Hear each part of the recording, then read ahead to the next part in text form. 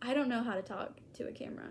Hey besties. I don't know what to say at the beginning of these. Okay, let's start over. Hey besties, welcome to another book video. I'm going to be doing a mid-year reading check-in, freak out, summary. I've seen it called all of those things. Am I where it's the end of July? Yes. Do I care? A little. But this is just gonna be a very late mid-year check-in. How many books have I read this year? Fuck if I know. 46. My goal for the year was 50. Obviously I'm going to surpass that. So we'll just see how far I get and then we'll adjust accordingly next year. The best book I've read so far. If this is redundant, I'm really sorry. And we're also gonna talk about some of my least favorite books of the year. So get ready to be a hater. I'm serving up haterade. The best book that I read this year, I already mentioned, but it is The Nightingale by Kristen Hanna. It takes place during World War II, so it's historical fiction, and it is set in France, where the Nazis have taken over the country or whatever. It's about two sisters, and I believe, yeah, it's told in third person, but it's kind of also like dual timeline because it kind of flips back and forth between like the perspectives. Not dual timeline, dual point of view. This book is about two very incredible women, and not just their fight for survival, but their fight for just like goodness in the world and love for each other. This is a good one. But love has to be stronger than hate or there is no future for us. So that's kind of a quote that I felt like summarized the whole point of the story. I've said it before, I will say it again, such a good book. Most anticipated release. I'm gonna be a basic bitch with this one and say It Starts With Us by Colleen Hoover. I don't care what it's about, honestly. I'm just excited because Lily deserves some happiness, okay? And that is all I'll say about that. Biggest disappointment. Okay, I have two books for biggest disappointment. I'm gonna get so much hate for this. It's normal, people. It's not that I didn't like this book, because I did. I didn't like it as much as I thought I would. So many people rave about it, and it seemed like the kind of book that I would like. Objectively, it's good. It's a good book. It's well written aside from the lack of quotation marks. That drove me absolutely insane. How far do I want to go into this today? Oh, there were things that I liked about this book. I liked that it is an accurate depiction of mental illness, I feel like. As someone who is severely mentally ill, I do kind of relate to the depiction of it as something that just is. It's just a part of some people's life, and you just kind of got to deal with it and live your life in spite of it. It was very artistic, it felt very raw. This book felt like one big miscommunication trope. And this probably isn't news to anyone, but I don't like the miscommunication trope. It's one of my least favorite tropes. I also don't like that this kind of goes out of its way to be sad. And like, I get liking a sad book and like reading sad books. I mean, my favorite book this year was a very sad book. But it felt like when I was reading this, like this didn't have to be that sad. I would have gotten a lot more out of the story if it ended differently. It ended one way. It could have ended the opposite way, or in a long distance relationship or something of the sort. And it would have had a lot more of an impact on me because it would have been about two people finding each other despite all of the odds and the obstacles thrown at them in their life, and their mental problems. Like, it would have been so much more beautiful, in my opinion, if they had ended up together in the end. I'm gonna go ahead and assume that they eventually get their shit together and like have a relationship like normal people. Get it? The ending was just so abrupt and weird and unnecessary. But this was also a big disappointment for me, and that is The Secret History. I may also get hate for this one, but like I said, we are drinking the haterade today. Ice cold haterade. That's not to say that I hate this book. I didn't hate this book at all. I definitely found myself enjoying parts of it. It definitely stayed with me because it is so fucking weird. This was just so much weirder than I expected it to be. It is advertised as a psychological thriller. I did not see it that way. I think if I reread it, I would probably enjoy it a little bit more. I consider it more of like a satirical commentary on pretentious classic students, essentially. Pretentious academics. I mean, it's dramatic, don't get me wrong, but the amount of times I wrote in this book, this is a comedy. My annotations are honestly hilarious. I would recommend this to a certain type of person, especially if you like the dark academia aesthetic, because that was probably my favorite part of this whole thing, was just the dark academia of it all. But the story itself, not my favorite. Mostly I just didn't really know what was going on. So if I ever reread this, which I might in like the far, far future, comedy. Next, we're going to talk about my least favorite book. And I don't think this is going to get me very much hate because I've seen pretty divided opinions on this book. Credence by Penelope Douglas. Now, I did not like this book. I DNF'd it after like I think a quarter of the book. Will admit I did go on to read the sex scenes because I just had to know. It was like a morbid curiosity, you know? And like, it was hot, don't get me wrong. But like, it just feels like there's so much to unpack there.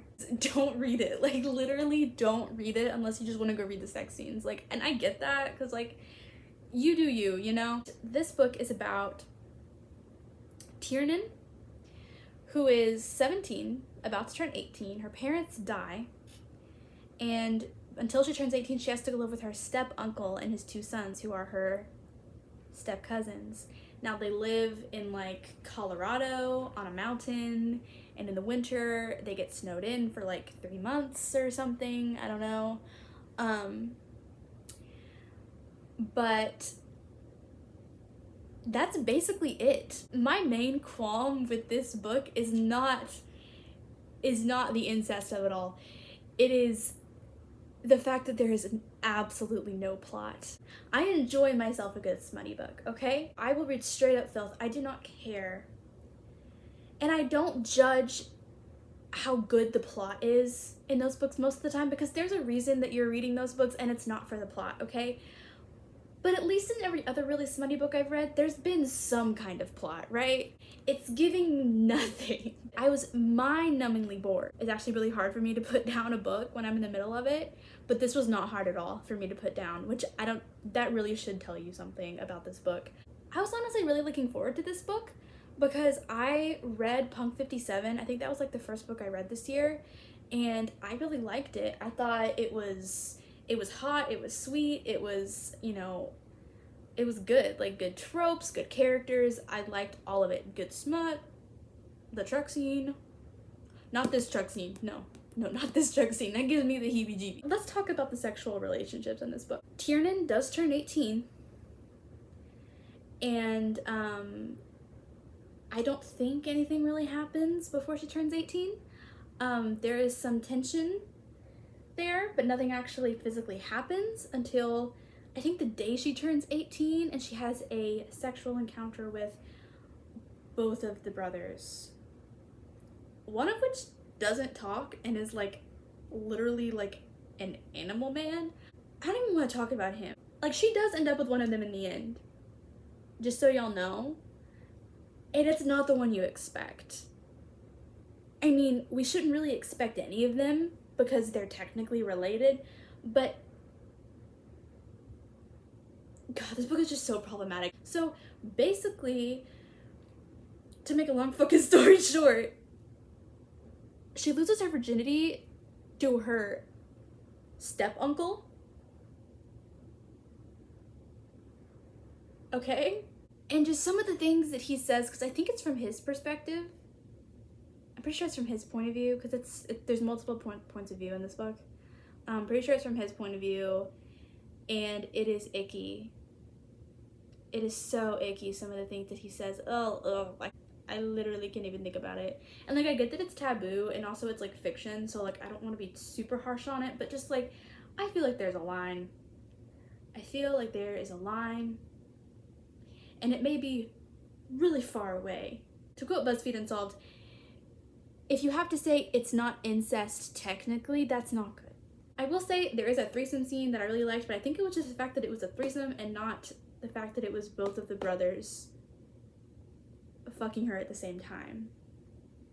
Hard pass on this one. Stay far away from me. Favorite new author. So I'm assuming this means new to me this year. I have to go with Tessa Bailey. I read It Happened One Summer, Hook, Line, and Sinker, which are a duology. I read Fix Her Up, and then I read My Killer Vacation. And so all but My Killer Vacation I rated 5 stars, and then that one I rated 4. She writes great romance, really great smut that's like hot but also like swoony and like lovey. Favorite new character. I have a whole ass series for you guys. This is the Stalking Jack the Ripper series. So there is Stalking Jack the Ripper. Hunting Prince Dracula is the second book. This one was a 5-star. This is a 4.5. Then there is Escaping from Houdini, which was a 4 stars. And my current read, actually, is Capturing the Devil.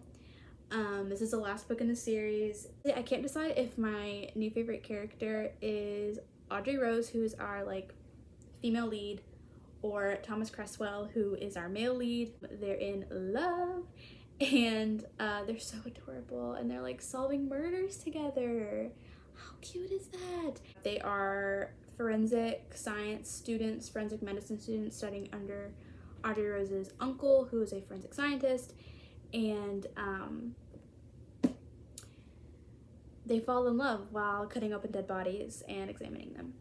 It is a historical fiction. It takes place in Victorian times. The whole series takes place over like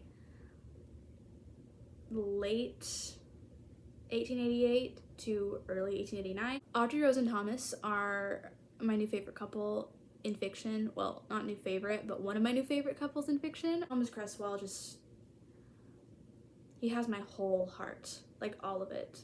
And I love Audrey Rose's like voice so much. She's just so iconic, and her and Thomas's banter is everything, and their romance is everything. And I think everyone and their mother should read these books. My dog is right here on my bed. Happy. Hi. Book that made me cry. So I don't really cry very easily in books. Whenever I can tear up a little bit, I consider that crying. Hook, Line, and Sinker by Tessa Bailey. Now, you might be thinking, Madison, what? I talked about It Happened One Summer in my last video, and I loved that book, right? I was currently reading this one whenever that was filmed, and then I finished it, and it was so good. At one point, I was tearing up, and then, can you not do that here? Thank you. Go back to sleep. So at one point, I teared up, and then I burst into laughter on the same page. It's about Hannah and Fox. Hannah is Piper's sister, who, if you remember, is the main character of It Happened One Summer. And she's back in Westport, the little fishing town that Piper lives in now. And she is staying with Fox, who is Brendan's best friend. Brendan, the love interest from the last one. And he is a certified ladies man. He's a player. He's got hoes, or at least he did before he met Hannah. Right, so they've been friends. They've been texting for like 7 months while she's in LA. And she comes there for work, and she's staying with him for 2 weeks. Oh, is there tension? But it's not even just about the romance. Like, it is about the romance, but it's also not about the romance. There's just like a certain way that Fox sees himself, and it's only been encouraged by like his family and his friends and everybody around him, and Hannah doesn't see him that way. And because of her, he finally starts to see himself in this new light, and he sees a future for himself that he never thought he'd get to have. And he just, as they fall in love with each other, it is just the best thing. I'm getting like emotional just like thinking about it. Everybody sees Fox as this player, but honestly, he hasn't slept with anyone since he met Hannah 7 months ago. And so people will tease him, and like he teases along with them because he wants them to like laugh with him instead of at him. Then Hannah comes along and she's like, why the fuck are you selling yourself short? Why do you see yourself this way? Like, I get it, but I want to show you that that's not who you have to be. And then he starts like believing her.